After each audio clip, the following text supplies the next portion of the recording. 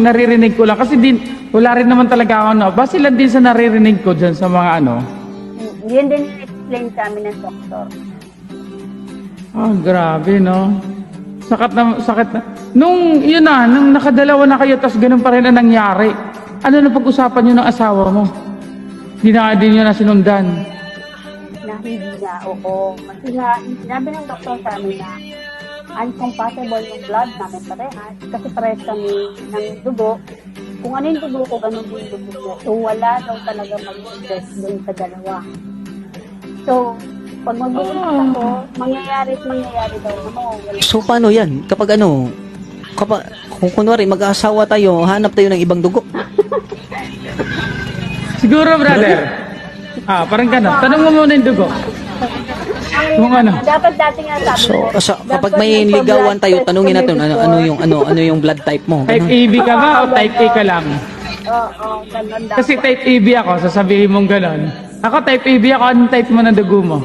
Type AB, huwag tayo, break na tayo. Ayaw ko na sa'yo. Masasaktan lang tayo parehas. Ikaw, brother, anong type ng dugo mo, brother? AB ako, brother. TB ako, brother. Common lang yung type ng dugo ko, type O. Type AB ako eh. Ano ka ba? Mana ako sa tatay ko. Ako, ano po ako eh.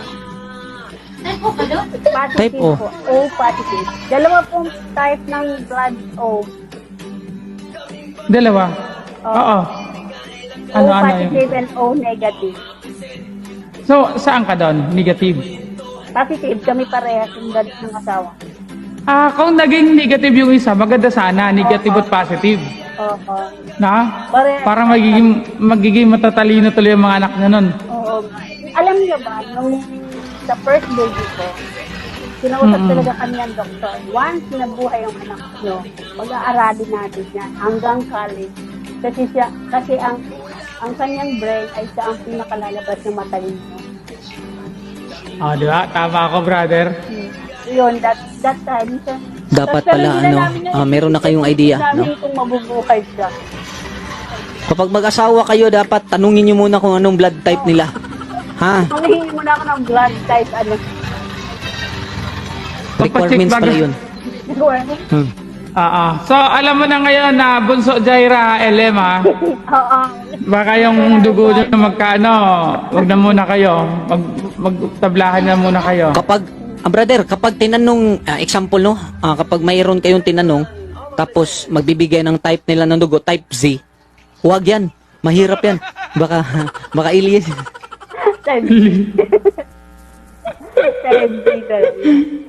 Baka alien eh, no? So ito na, no, Joanne. So balik tayo, no, sa mga nandun na. Nangyari pa rin yung hindi inaasahan.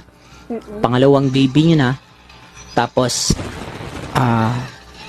bakit hindi kayo nagkaroon ng mga pangatlong baby na naman? So ganun. Bakit hindi kayo sumubok? Yun nga, no. Parang sabi namin dalawa, kung magkakaanak kami, mag-a-adapt kami. Kasi ayaw na namin mag-giving pa ng isa pa. Kasi ganun pa rin mangyayari. Oo, kasi yung yun nga.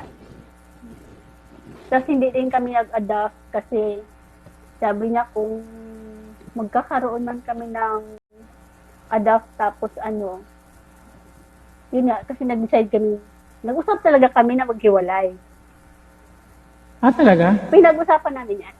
Hindi kami yung war. Hindi kami war. Good evening, Grace. Maayos kami na Ano yun?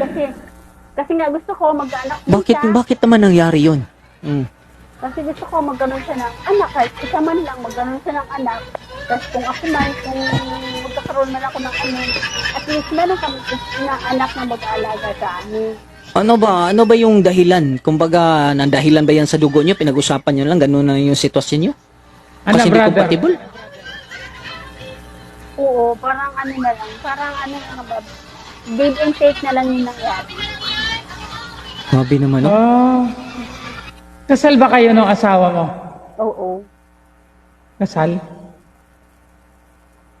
Pero ngayon, ito na ngayon. Teka, doon na muna tayo sa asawa mo. Siyempre, pinag-usapan nyo, maghiwalay kayo. Ano ang feelings? Yung ano yung ba yung sakit na ano nyo ba talaga yung sakit or hindi masakit kasi maganda yung pag-uusap nyo? Oo, wala naman kami wala kami samaan ng loob. Basta ang usapan Hindi. namin, magkikita kami every time na pupunta kami sa mga bata, pag birthday nila, death anniversary, kailangan magkasama kami pupunta. Ah, okay. Pero yung feelings, yung pakiramdam mo ba, yung sakit, hindi mo na ano yung sakit na Hindi naman, no? Ako hindi eh. Hindi ako hindi. hindi So ako tanggap nyo talaga. Oo. Tinanggap nyo na lang talaga sa isa't isa ganon. Talagang pinag-usapan nyo maigi na Oo. ganito lang tayo, love. Okay lang, walang problema, walang ano sa mananloob, mag-asawa ka, mag-asawa ako, ganon. Oo. Okay na yon. Eto na ngayon, nung tapos na tayo dun sa ano, nung July na kayo, tapos nagkaroon ka na ng, welcome back, Oma. Nagkaroon ka na ba ng boyfriend uli ngayon? Hindi totally boyfriend. Paano? Char-char lang, parang ganon? Oo, parang gano'n. Ha? Char-char? Meron. Kayo talaga. Brother, ganito kasi yan, brother. May nangyayari kasi yan, yung parang hindi nalalayo sa friends with benefits. Oo. Ganun ba? Ganon. Hindi ka ba nakakaranas ng ganon, no? Friends Hindi with pa. benefits? Friends with benefits. Walang label, sabi ni Oma. Walang label. Saan tayo, Jowa na walang label. saan tayo makahanap ng ganyan? Brother, di mo na kailangan maghanap. Di mo na kailangan maghanap, brother. Alam ko naman eh. Oo, alam ko naman na di mo na kailangan maghanap, brother. May kusang lalapit. Oo nga.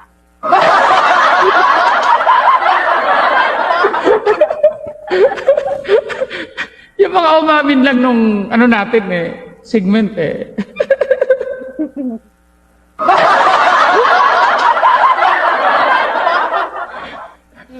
Ayan na naman. Ayan na naman. Kaya talaga. Hindi mo lang joke lang. Kayo talaga. Joke lang yan, so guys. Joke. tuloy na natin, no? Tuloy Ano natin, naman, brother. so, bakit mo naman nasabi, Joanna, na parang baga hindi totally boyfriend? Kasi no? Kasi nung 1981 kasi ako, ang panahon ko ay nililigawan ako sa bahay. So kaya ko sinabi char-char lang kasi bio-internet. Hindi ako Internet naniniwala lang. sa ligaw ng internet. Sa ano, mga Facebook Messenger, ganon. Oo, ganun lang. Hindi kiniwala. So, nagkita na ba kayo? Nagkita na ba kayo niyan? Hindi pa. Hindi pa. So, nag-uusap pa lang kayo ngayon. Usap lang. Sa pusa pa lang. Hindi pa official. Parang ganon, brother. Hindi pa Ganon. official. So, hindi pa. Parang ganon. So, parang... Parang may kumbaga email pa lang. naliligaw pa. Imyo. Oo. At saka, meron naman akong katanungan mo sa, hindi sa'yo. O kumbaga yung tatanong ko tungkol sa partner mo. Kasi, meron ka namang update sa kanya. So, ano ba, nakahanap na din ba siya para sa kanya? Ngayon, no, kasi ang nag-update sa akin, usually yung biyanan ko. Kasi doon siya nakatira sa biyanan ko eh. Kasi nung naghiwalay kami, binenta namin yung bahay, umuwi siya sa nanay niya. So, sabi ng biyanan ko, Wala. wala naman daw. Wala naman inuuwi or pinapakilala sa kanila. Talagang kumbaga sa ano, yung panahon na lang, brother, baga, tadhana ba yon sa buhay nila? Dumating na ganon. Tapos maluwag nila Saan si tinanggap, Joanne brother. ngayon? Tanong ni partner Oma. Diba? Nasaan daw si Joanne? Nasa Pinas ka lang, Joanne? Pinas po ako. Pinas po.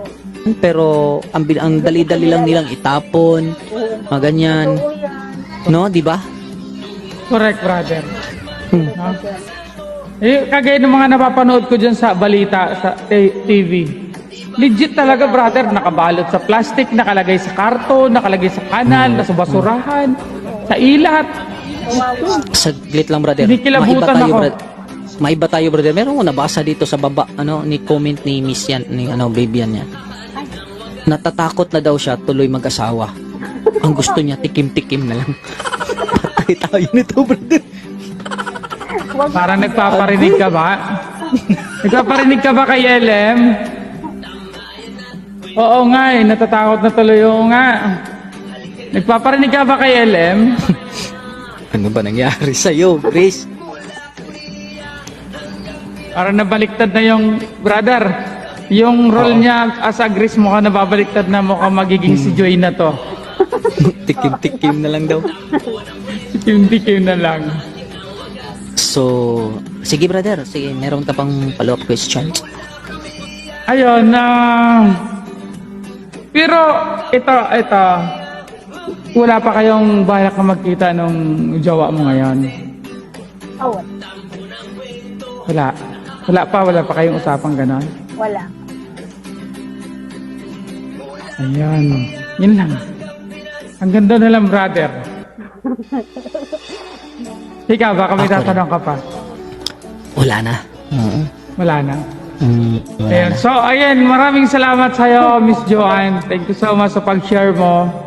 Thank you. Maraming Thank you so salamat. much, Joanne. Thank you so much. Tsaka Ayan, ano sa mga lang, single dad dyan,